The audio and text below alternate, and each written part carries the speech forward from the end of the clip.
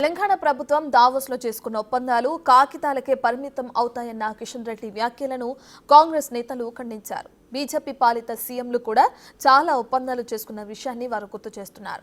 ఆయా రాష్ట్రాలు చేసుకున్న ఒప్పందాలు కూడా కాగితాలకే పరిమితం అవుతాయా అని నిలదీస్తున్నారు. ఇక ముందు కేంద్ర మంత్రిగా కిషన్ రెడ్డి రాష్ట్రానికి ఏం తీసుకొచ్చారో చెప్పాలని డిమాండ్ చేశారు కాంగ్రెస్ నేతలు.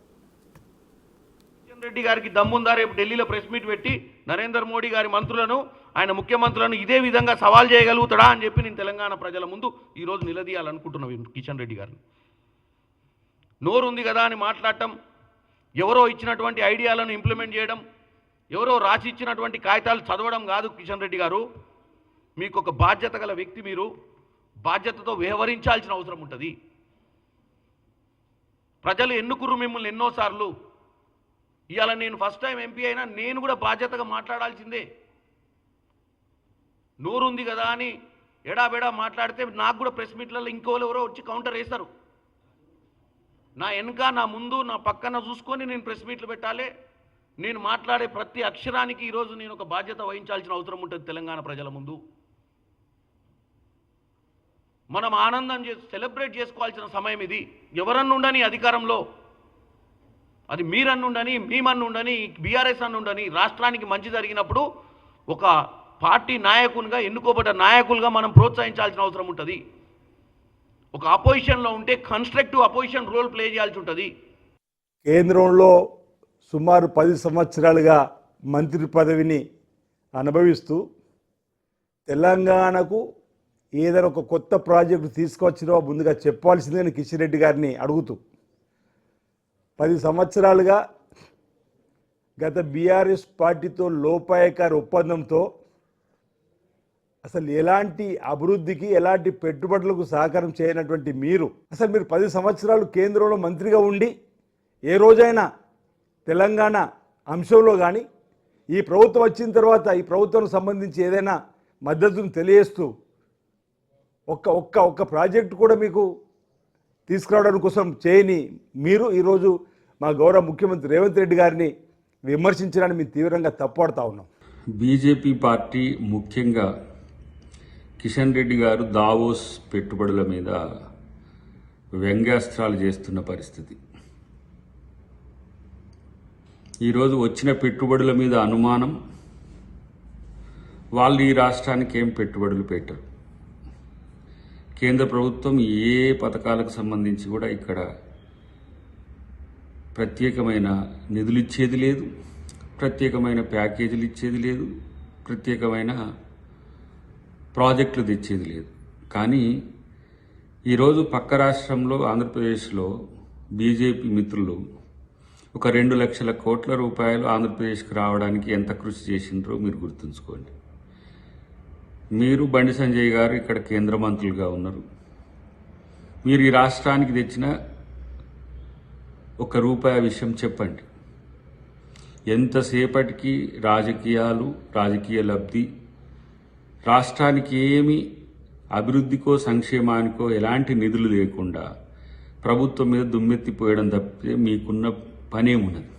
కిషన్ రెడ్డి గారు నిన్న దావోస్ పర్యటన గురించి మాట్లాడుతారు. కేంద్ర మంత్రిగా పనిచేస్తున్న మీరు దావోస్ ఎకనామిక్ ప్లాట్ఫామ్ లో వివిధ కంపెనీలు, అన్ని దేశాల కంపెనీలు సంబంధించి అక్కడ వచ్చి ఒప్పందాలు చేసుకుంటాయి.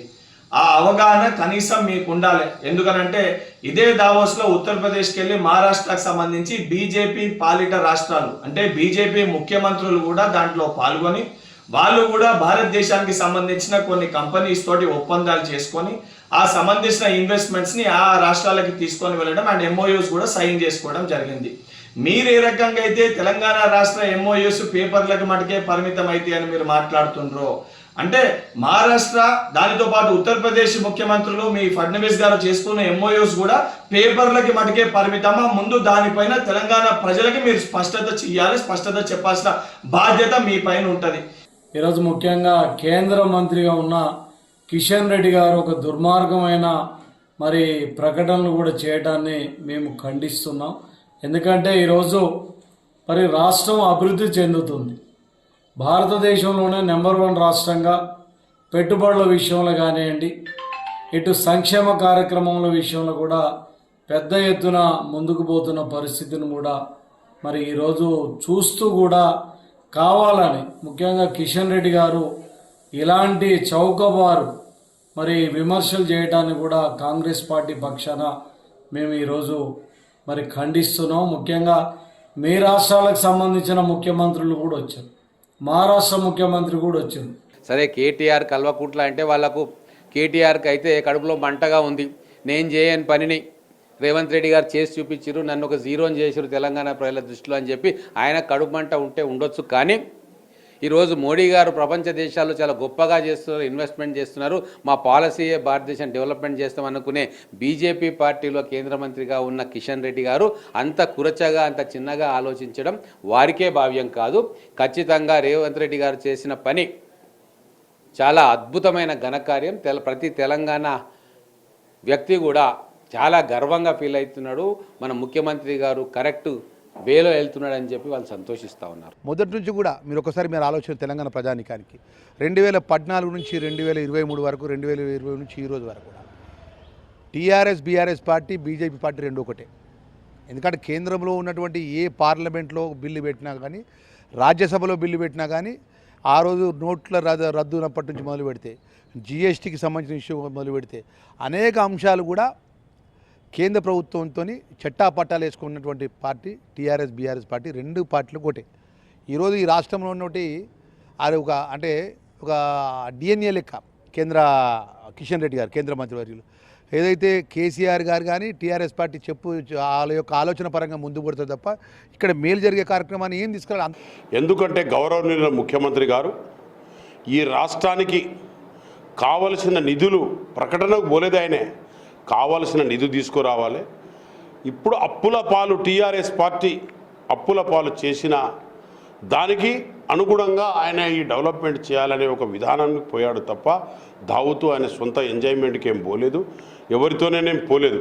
అది కార్యకర్తలను తీసుకుపోయారు కావచ్చు, వాళ్ళతో ఎంపీలు కూడా వెళ్ళారు, అందరూ కలిసి పోయి దీనికి ఏ విధంగా స్టేట్ను బాగుపరచాలనే ఒక ఆలోచన సూచన మేరకు ఆయన పోవడం జరిగింది.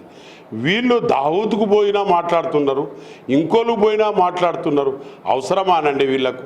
మన రాష్ట్రానికి బాగుపరిచేది ఉంటే గౌరవనీయుల కిషన్ రెడ్డి గారికి ఏదన్నా సెంట్రల్ నుంచి తీసుకొచ్చినవి మీరు ఇవ్వండి, ఎక్కువ తీసుకురండి. పక్క రాష్ట్రంలో ఆంధ్ర రాష్ట్రంలో మోడీ గారు ఇప్పటి వరకు ఇచ్చిన నిధులెంత, మన రాష్ట్రానికి ఇచ్చిన నిధులెంత?